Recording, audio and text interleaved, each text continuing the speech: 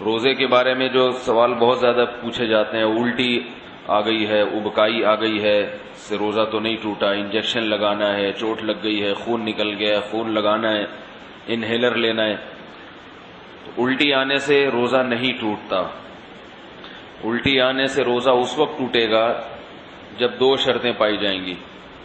ایک یہ کہ الٹی منہ بھر کر ہو بہت زیادہ، اور منہ بھر کر الٹی ہوئی اور آپ نے اس کو نگل لیا تو نگلنے سے روزہ ٹوٹ جائے گا۔ دوسری شرط یہ ہے کہ الٹی منہ بھر کر ہو، خود سے نہ ہو بلکہ آپ نے جان بوجھ کر کی ہو، منہ بھر کر اچھی طرح سے۔ منہ بھرنے کا مطلب یہ ہوتا ہے کہ اتنی زیادہ ہو کہ آپ اگر روکنا چاہیں تو وہ روک نہ سکیں، اس کو منہ بھر کے کہتے ہیں۔ ورنہ اب منہ ہر ایک کا جو ہے کیونکہ وہمی لوگ جو ہے نا، پھر وہ وہمی لوگ جو ہے نا وہ تنگ کرتے ہیں۔ وہمی کہتے ہیں اب مجھے پتہ ہی نہیں چل رہا کہ میرا منہ بھر کے ہوا ہے یا منہ تھوڑا ہوا ہے۔ تو بھائی اب منہ تو آپ کا اپنا ہے، میں تھوڑی پتہ لگا سکتا ہوں کہ آپ کا منہ بھرا ہے کہ نہیں بھرا۔ اس کا ایک فقہا نے ضابطہ بیان کیا ہے کہ اتنا کہ منہ میں روکنا اس کو ممکن نہ ہو۔ تو چھوٹی موٹی ابکائیاں آتی ہیں، چھوٹی موٹی الٹیاں آتی ہیں، یہ اگر نگل بھی لیں تو بھی روزہ نہیں ٹوٹتا۔ ابکائی آئی اور آپ واپس لے گئے تو نہیں ٹوٹتا۔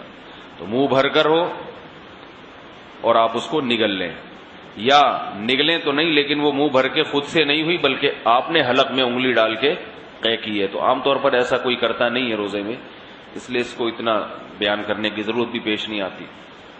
اس کے علاوہ گلوکوز چڑھانے سے، انجیکشن لگانے سے روزہ نہیں ٹوٹتا۔ روزہ ٹوٹتا ہے کھانے پینے کے، ناک کے راستے یا منہ کے راستے کوئی چیز پیٹ کے اندر جائے، یا مقعد کے راستے کوئی چیز پیٹ کے اندر جائے۔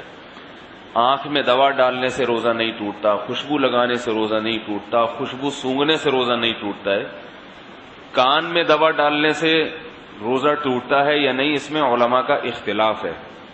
پہلے جو ہمارے فقہاء ہیں انہوں نے لکھا ہے کہ کان میں دوا ڈالنے سے روزہ ٹوٹ جاتا ہے۔ اس کی وجہ یہ ہے کہ ان کا یہ خیال تھا کہ کان جو ہے نا یہ دماغ تک اس کا کوئی لنک ہے، ہم جب کوئی چیز کان میں ڈالتے ہیں تو دماغ میں پہنچتی ہے وہ، لیکن بعد میں جو ڈاکٹروں کی تحقیق ہے وہ یہ کہ کان میں کچھ بھی ڈال دیں وہ دماغ تک نہیں پہنچتی، نہ پیٹ میں جائے گی وہ، نہ دماغ میں جائے گی۔ تو اس تحقیق کی وجہ سے علماء کی رائے بھی تبدیل ہوئی۔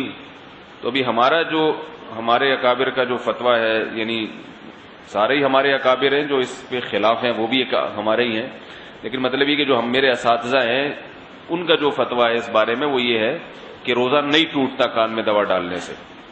البتہ ہمارے ہی اکابر میں بعض اس کے قائل ہیں کہ ٹوٹ جاتا ہے، تو احتیاط یہ کہ نہ دوا ڈالی جائے، اور اگر کسی نے دوا ڈال دی ہے تو بھی کچھ نہیں ہوتا، انشاءاللہ روزہ نہیں ٹوٹے گا۔ آنکھ میں دوا ڈال دی اور اس کا اثر گلے میں محسوس ہوا تو بھی روزہ نہیں ٹوٹتا، سمجھ رہے بات کو؟ تو سر میں تیل لگانے سے روزہ نہیں ٹوٹتا، احتلام ہو جانے سے، نائٹ فال ہو جانے سے روزہ نہیں ٹوٹتا۔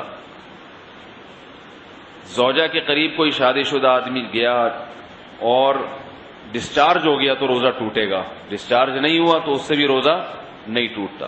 اور یاد رکھیں اگر اس نے ہم بستری کر لی تو پھر جو ہے روزہ بھی ٹوٹے گا اور 60 روزوں کا کفارہ بھی ہے اس کے اوپر۔ زوجہ سے ہم بستری بالکل حلال نہیں ہے روزے کی حالت میں، اور ویسے جان بوجھ کر روزے میں کھا لیا تو بھی روزہ ٹوٹے گا بھی، اور 60 روزوں کا کفارہ بھی ادا کرنا پڑے گا اس کو۔ تو رمضان میں کھانے کی اجازت نہیں ہے روزے کی حالت میں، روزہ ہی کیسا جس میں کھانے کی اجازت ہو، تو سزا بھی ملے گی، صرف روزہ نہیں ٹوٹے گا اس میں۔